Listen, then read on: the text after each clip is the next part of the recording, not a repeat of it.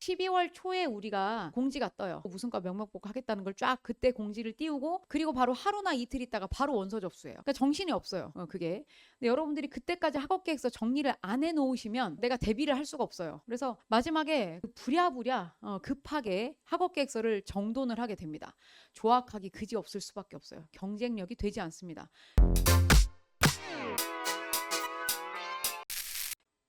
우리가 지금 딱 이 시즌이에요. 7, 8월, 8월에 이제 마지막쯤에 이제 와 있는데 여러분들이 이때 학업 계획서를 작성하셔야 되는 이유가 있습니다. 12월에 파이널이고요. 그리고 11월 달에 막판 스퍼트를 쫙 올려야 되는 때입니다. 그래서 시험 보고 틀린 거 체크하고 시험 보고 틀린 거 체크하고 그걸 반복적으로 하는데 저희 문과에서는 9월, 10월, 11월 기간 안에 전체 1등부터 꼴등까지 강남 신촌 통합해서 성적 순위를 쫙 매깁니다. 그래서 개인 성적표가 나가요. 주중에 하나씩. 그래서 내가 어떤 시험에서 도표가 나왔는데 망했다. 영어제 시험은 분석을 못했다. 이런 것들이 분석이 되거든요. 그래서 공부는 3개월 동안 여러분들이 집중을 하셔서 내가 성과를 계속 이제 올릴 수 있는 뭔가 경쟁심이 동력이 좀 붙는데 학업 계획서는 누가 옆에서 쪼지 않는 한 열심히 하지 않습니다. 그래서 대부분의 학생들이 어떤 패착을 일으키냐면 12월 초에 우리가 공지가 떠요. 무슨 과 몇명 뽑고 무슨 과 몇명 뽑고 하겠다는 걸 쫙 그때 공지를 띄우고 그리고 바로 하루나 이틀 있다가 바로 원서 접수해요. 그러니까 정신이 없어요. 그게. 근데 여러분들이 그때까지 학업 계획서 정리를 안 해놓으시면 어떤 과든 내가 가고 싶은 학과를 뭔가 딱 세워서 이걸로 전체적으로 고려대가 3천자를 원하는데 그걸 써두지 않으시면 내가 대비를 할 수가 없어요. 그래서 마지막에 그 부랴부랴 급하게 학업 계획서를 정돈을 하게 됩니다. 조악하기 그지없을 수밖에 없어요. 경쟁력이 되지 않습니다. 여러분들이 고려대학교도 아시겠지만 저희 문과에서는 작년에 엄청 힘들었어요. 왜냐하면 문과에서 그 학사가 아니라 학사는 뭐 경영을 한 12명 뽑았는데요. 일반에서는 그냥 정말 다 통틀어서 한 7명 정도 뽑은 것 같아요. 다 통틀어서. 그러니까 전국에 각 과마다 다 뽑은 것도 아니고 뭐 중어중문학과 1명, 그다음에 보건정책학과 1명 이렇게 1명씩 뽑았어요. 그러니까 전국 1등들을 뽑는 거죠. 그중에 저희 반 클래스에서 중문과, 영문과, 교육학과, 그다음에 경영 이렇게 합격생이 나왔는데요. 그때 그러니까 전국 1등들이 이제 우리 학원에서 굉장히 많이 나온 거죠, 사실. 근데 그 친구들의 공통점은 학업 계획서를 미리 일찍 잘 끝내놓은 친구들이었습니다. 왜냐하면 이게 학업 계획서를 미리 끝내셔야 11월 달에 굉장히 마음이 급하지 않을 수 있어요. 11월에 뭘 해야 된다고요? 여러분들의 전공 스퍼트를 올려야 된다고요. 그러니까 저희 합격생들 중에 11월 달에 10시간씩 논술 공부한 친구도 있어요. 논술 공부 여러분들 이과인 분들은 공부할 거 되게 많은데 상대적으로 논술은요 그렇게 앉아가지고 엉덩이 싸움 하는 게임이 아니에요. 시험 보는 것만 2시간 정도면 시험 보고요. 아 이게 무슨 내용인데 내가 빠뜨렸네. 이거 체크하면 사실 끝나기도 하거든요. 그런데 그거를 10시간 동안 어떻게 공부했냐면 7, 8, 9, 10 넉 달 동안 했던 것을 다시 자기가 시간을 재고 문제를 쫙 풀어요. 그러니까 논술 문제만 하루에 5개를 풀었대요. 그러면 2시간씩 5개 풀면 10시간이에요. 문제만 풀고 끝났겠나? 그렇지 않고 틀린 것까지 체크했더니 13시간 공부가 나오더래요. 그렇게 11월 달을 보내고 합격을 한 케이스가 9월에 시작한 케이스가 있습니다. 그러니까 9월에 시작했는데 7, 8월까지 교재를 막 사가지고 공부를 막 한 거예요. 이제 그렇게 급하게 좀 공부를 하지만 막판에 쫙 힘을 쥐어짜서 쓸 수 있으면 우리가 최대의 효율을 얻는 거 아니에요? 1년 내내 투자하는 게 아니라 3개월 바짝 공부해가지고 합격하는 거니까. 그래서 여러분들이 이제 그런 각오를 좀 가지시고 나 안 되면 내년에 하지 뭐 그렇게 길게 잡으면 안 돼요. 올해 승부 걸겠다라고 딱 마음을 잡고 여러분들이 쭉 직진하셔야 됩니다. 그럴 때 여러분들이 8월부터 시작해서 8월, 9월, 10월 안에 학업 계획서를 끝내 놓으실 것을 그래서 추천을 해드리는 거예요. 뒤에서 여러분들의 결과적으로는 1차 시험이 중요하기 때문에 1차 시험을 붙어야 학업 계획서를 내보든 말든 할 거 아니에요. 그래도 거꾸로 애들이 합니다. 1차 시험이 중요하다 보니까 1차에만 너무나 매달려 있어서 결국에는 학업 계획서가 2차에서 엄청난 힘을 발휘함에도 불구하고 이걸 간과하고 1차 붙고 2차 떨어지고 1차 붙고 2차 떨어지고 이걸 반복하는 거예요. 여러분들이 최종적으로 합격을 하시려면 서류가 당연히 중요합니다. 서류를 완전히 잘 써가지고 내가 꼴등으로 붙었는데 내가 막 79등이야. 근데 1등을 내가 이게 어떻게 잡아먹기는 어려워요. 왜냐하면 1등도 1등 나름대로 열심히 노력을 해서 학업 계획서를 쓸 거기 때문에. 그러기는 어렵지만 최소한 방어는 할 수 있습니다. 한 45등 한 중간 정도 했을 때는 쭉쭉쭉 올라가가지고 한 10몇 등 한 애는 찜쪄 먹을 수 있어요. 내가 잡아먹으려고 하는 거예요. 내가 성적이 조금 안 나왔을 때 이거를 내가 어떻게 캐치를 하려고 준비를 하는 겁니다. 제가 첨삭을 문이과를 가리지 않고 하기 때문에 제가 기억나는 학생 중에서는 건축공학과 합격한 친구가 있는데 이 친구가 문과하고 다르게 이과는요. 성적이 나와요. 어떤 성적이 나오냐? 수학 문제 풀고 그 수학 교수님들 특히 이제 오태훈 교수님은 시험이 뭐가 나왔다라고 바로 복원이 끝나시더라고요. 숫자가 나오니까. 그래서 뭐 어떤 문제가 나왔고 이 문제 이렇게 풀어야 답이다. 이렇게 해서 공지를 올려주시더라고요. 내가 몇 개 틀렸는지 알죠. 그래서 이과 학생들은 시험 보고 나서 내가 몇 개 틀렸 애가 있기 때문에 합격선이 94점인데 내가 91점을 받았어. 그럼 난 떨어질 것 같아. 그래서 불안불안해 있는데 이 친구가 저랑 고려대학교에 원서 쓸 때 학업계획서를 정리를 했어요. 원래는 그러니까 고려대를 먼저 쓰셔야 되는 이유가 고대는 12월 초에 원서 쓸 때 함께 제출하고요. 연대는 1차 붙고 나서 제출을 합니다. 그런데 고려대를 저하고 정리를 했는데 이걸 글자 수만 줄이면 된다고 생각했는데 막상 보면은 좀 쉽지가 않아요. 근데 어쨌든 이 친구는 합격할 거를 기대를 안 하고 있었는데 91점으로 합격을 한 거예요. 저한테 합격자 공지가 뜨자마자 연락이 와서 나 이거 진짜 꼴찌로 붙은 것 같아. 그러니까 나 이거 합격시켜줬으면 좋겠다. 근데 내가 학업계획서를 잘 써서 뒤집을 가능성이 있냐 없냐를 저한테 물어보더라고요. 정원을 몇 명 뽑아? 3명이었어. 3명은 가능성이 있습니다. 왜냐면요. 논술에서 여러분들, 그러니까 제가 말씀드렸잖아요. 한 과에 30명을 뽑아. 그러면 예를 들어 1차에서 90명을 뽑죠. 그러면 90등이 1등을 잡아먹기는 어렵다고 말씀드렸어요. 맞죠? 왜냐하면 1차에 학업적인 차이가 있기 때문에. 그런데 여러분들 3명 뽑는데 9명은요. 9명, 9등 한 애랑 1등 한 애랑 뭐가 큰 차이가 있을 것 같으십니까? 별로 차이 없습니다. 저희 논술에서도 그런 일이 비일비재하게 일어나는데 저희들이 9월부터 이제 저희 클래스에서만 하는 건데요. 9월부터 성적 순위를 매겨가지고 원점수가 딱딱딱 떠요. 그러면 1등부터 거의 20등 초반까지는 점수대가 1점, 1점, 1점 차이예요. 동점자도 엄청 많아요. 그러니까 몇 점 차이 아닌 애들끼리 이 앞에 수두룩하다는 얘기예요. 학업계획서 잘 쓰면 1등을 찜쪄 먹을 수 있습니다. 10명 미만으로 뽑을 경우에. 그러니까 여러분들이 10명 이상이라 하더라도 내가 학업계획서를 허술하게 써서 밑에 나보다 점수가 낮은 애한테 잡아먹히면 안 되잖아요. 그 방어를 하라는 얘기고요. 당연히 여러분들 전공에 대한 공부는 열심히 하실 거기 때문에. 그래서 학업계획서는 논리가 아주 정합적으로 잘 정리가 되어 있어야 됩니다. 그래서 8월 말인데도 제가 강조를 하는 거예요. 왜냐하면 누가 옆에서 쪼질 않으니까 여러분들이 스스로 잘 안 하시죠. 그래서 계속 미루다가 12월에 어마어마하게 막 준비를 합니다. 제가 작년에도 어떤 상황이 벌어졌냐면 고려대가 수요일까지 원서 접수였고요. 그리고 수요일부터 금요일 날 6시까지 교정이 가능했어요. 거기는 사이트에 학업계획서를 입력을 하는데 그 사이트에 입력을 하는 시간이 오후 6시까지인데 제가 5시 반까지 첨삭을 해줬어요. 5시 반까지. 그러니까 정말 그 직전까지 부랴부랴 막 내는 거예요. 그렇게 하면 정말 퀄리티가 정말 조악해요. 합격하긴 진짜 어렵습니다. 그렇게 해서 솔직히 합격한 케이스를 많이 보지 못했기 때문에 누누이 말씀을 드리는 거예요. 지금 하셔야 된다고.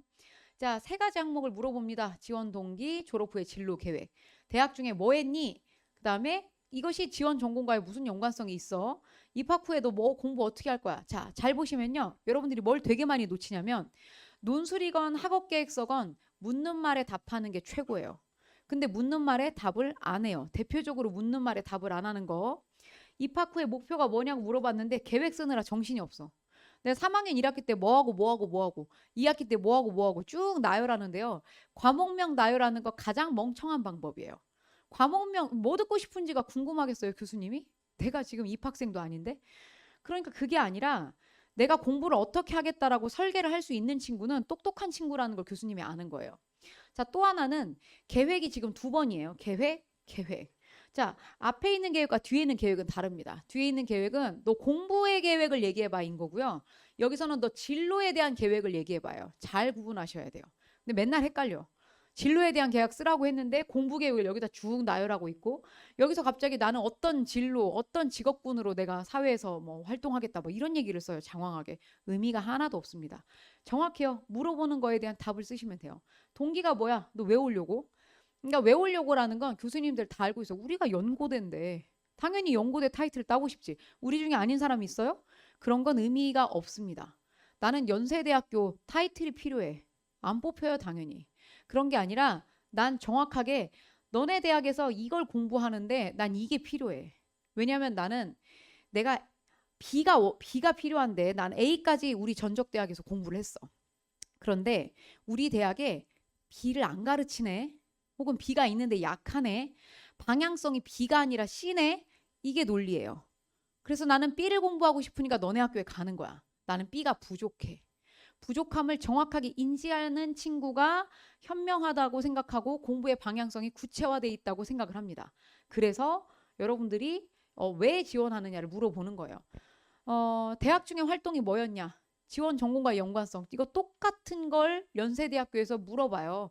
그래서 고려대학교에 3개, 연세대학교에 문항 4개인데 고려대에서 안 물어본 걸 연대에서 물어보는 게 딱 하나 있습니다. 그게 뭐냐면 학업에 기울인 노력이 뭐냐, 지원한 학과를 네가 오기 위해서 기울인 노력이 뭐냐를 물어봐요. 그것만 논리를 잘 설계를 하시면 고려대학교의 천자 3천자를 가지고 이걸 줄여서 연세대학교 600, 400 요거를 채우는 거예요. 요렇게 조정하시면 됩니다. 그래서 먼저 여러분들은 고려대학교를 쓰시고요. 고대와 연대 가끔이 아니라 요즘 좀 많은 것 같은데 지원 학과가 다른 경우가 있어요. 자, 그럼 둘 다 준비하셔야 돼요. 써놓으시는 게 중요합니다. 근데 고려대학교 먼저 이제 논리를 완성을 하면요, 이 패턴 그대로 학과만 바꿔가지고 학과와 학교만 바꿔가지고 쓰시면 되기 때문에 여러분들이 일단 하나 정도 완성을 해두시는 게 일단 중요해요. 다 뭐라고 착각하시냐면 TO가 뜨면 써야지. 그때는 늦으리. 그때는 너무 마음이 급해서 대충 어떻게라도 쓰고 싶을 거예요. 그래서 GPT한테 의존하죠. GPT의 가장 큰 한계점은 뭐냐면요, 나의 개인적 특성을 드러낼 수가 없어요.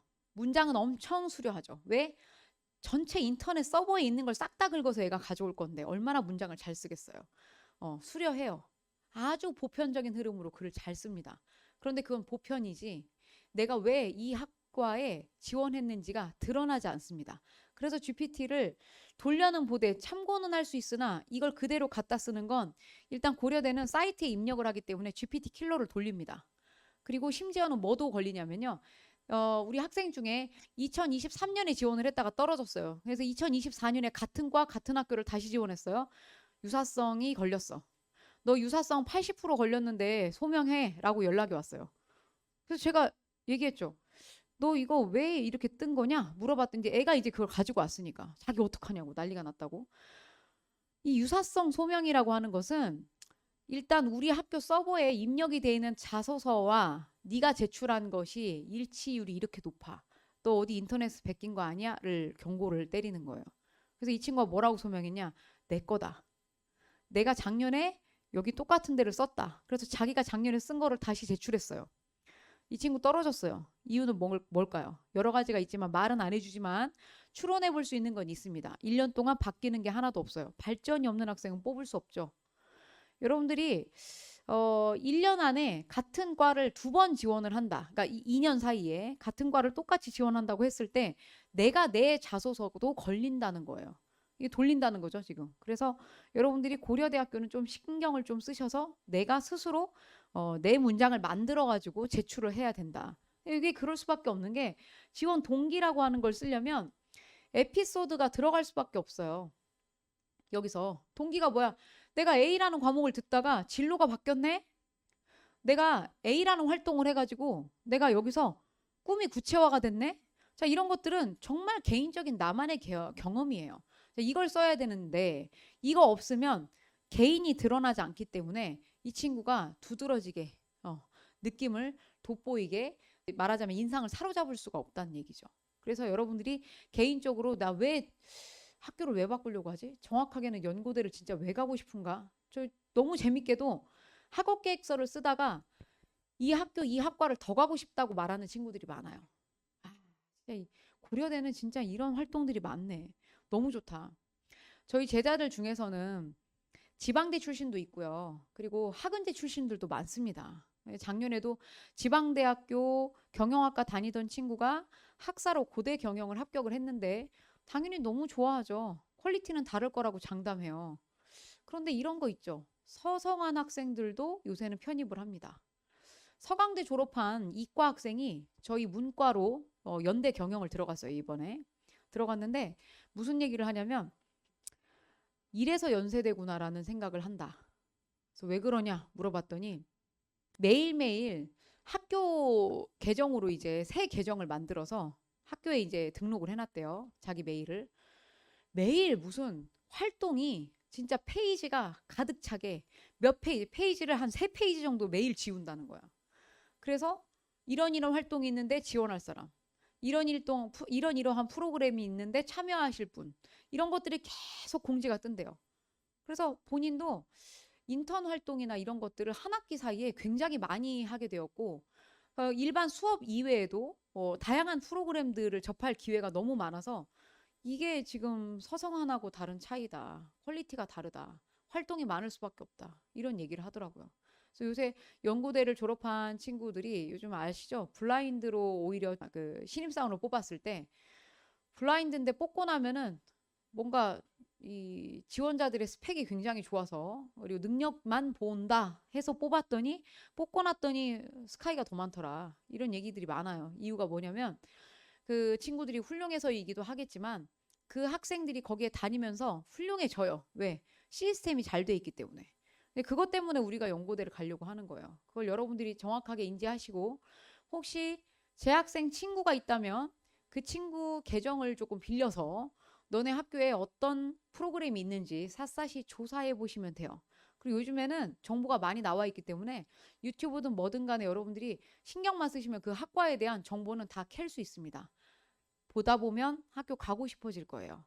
그래서 여러분들이 지원 동기 이런 것들 보실 때 제가 학계서 특강을 진행할 때 이걸 어떤 사이트를 어떻게 볼 것이고 어디서 어떻게 논문을 볼 것인지도 제가 말씀을 자세히 해드립니다. 그때는. 자, 그래서 이제 우리는 어쨌든 이런 것들을 물어본다라는 걸 여러분들이 캐치를 좀 하시고 중요한 활동과 결과 기술 지원 전공을 공부하는데 어떤 의미를 갖는지 이런 것들 한번 체크를 해보실 필요가 있습니다.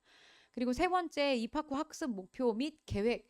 목표는 뭐겠어요? 당연히 내가 첫 번째 1번에서 내가 어떤 직업군에 속하겠다라고 말했잖아요.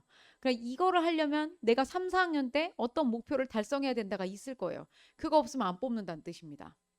이게 있으면 이걸 목표로 해서 내가 공부 계획을 이렇게 세웠어. 그러니까 공부 계획만 봐도 교수님들은 얘가 공부를 하는 애인지 아닌 애인지를 안다는 거예요. 보자마자 아실 거예요. 자, 그리고 고려대가 하나 더 들어가는 거 제가 말씀드린 거 학업적인 노력과 기타 특기 사항이 들어갑니다. 기타는 말 그대로 기타예요. 저희 합격생들 중에 되게 별의별 특기를 다 쓴 친구들이 있어요. 남학생인데 살을 26kg 뺐대요. 제가 아직도 기억에 남아요. 이 친구가 왜 살을 26kg를 뺐냐? 미모를 위해서가 아니었어요. 이제 군대를 가야 될 나이가 됐는데 군 면제를 받은 거예요. 살이 많이 쪄서. 그래서 군 면제를 받았는데, 그러니까 완전히 면제는 아니고 이 친구가 공익으로 빠지게 되는 상황이었어요. 근데 자기는 그게 자존심이 너무 용납이 안 되더래요. 어디가 아프거나 장애가 있거나 이런 상황이 아닌데 내가 단지 살이 많이 쪄가지고 일반 육군에 지원을 못한다라는 것 때문에 너무 크게 상심을 한 나머지 작정을 하고 살을 쫙 뺐어. 대단한 거죠. 26kg면 사람 하나가 떨어져 나간 거예요. 자, 이거 의지력이죠. 그리고 그걸 실천할 수 있는 행동력이에요. 이것 또한 학업 계획서에 녹일 수 있습니다. 그러니까 그만큼 기타라고 하는 건 내가 어떤 역량을 가지고 있는지를 잘 보여줄 수 있는 사건, 이거를 400자로 정확하게 딱 줄여서 제시를 하는 거예요. 400자기 때문에 더 힘들죠. 그래서 학생들이 저 4번 문항을 제일 싫어합니다. 어떻게 뭘 써야 될지 모르겠다. 근데 무엇이든 가능하기 때문에 여러분들이 좀 고민하시면 금방 나올 수 있는 항목입니다. 그래서 우리가 앞에서 이야기했던 내용들하고 똑같아요. 그래서 제가 첨삭이 이건 논술 첨삭이고요. 우리가 학계서 첨삭이 아마 이런 식으로 이루어질 거예요. 옆에다가 메모로 저는 문장을 써드립니다. 왜냐하면 이게 첨삭이요. 이게 방향성을 알려주는 것만으로는 사실 쉽지 않더라고요. 왜냐하면 커뮤니케이션이 안 돼 서로. 야, 이게 이 방향이 아니라 이 방향으로 써야 돼라고 했는데 그걸 못 알아들어. 그래서 제가 아예 써드립니다. 그냥 이거 갖다 써. 제가 똑같이 첨삭이 이루어지는 게 아니고 그 학과에 따라서 그 학생이 쓴 방향대로 제가 살을 붙여주기 때문에 문장은 다 다르게 제시를 해드리죠. 그래서 여러분들이 그 문장을 보고 참고를 해서 그냥 문장 정리해서 제출하시면 돼요. 일단 그러려면 여러분들이 기본적인 뼈대는 만드셔야 돼요. 기본적인 뼈대는 만드셔야 되고 이런 식으로 이제 첨삭을 한다는 얘기입니다. 저희 작년에 또 기억에 나는 이과 학생이 지방 국립대 물리교육학과 다니던 친구예요. 물리교육학과. 물리교육 엄마 아빠가 선생님이래.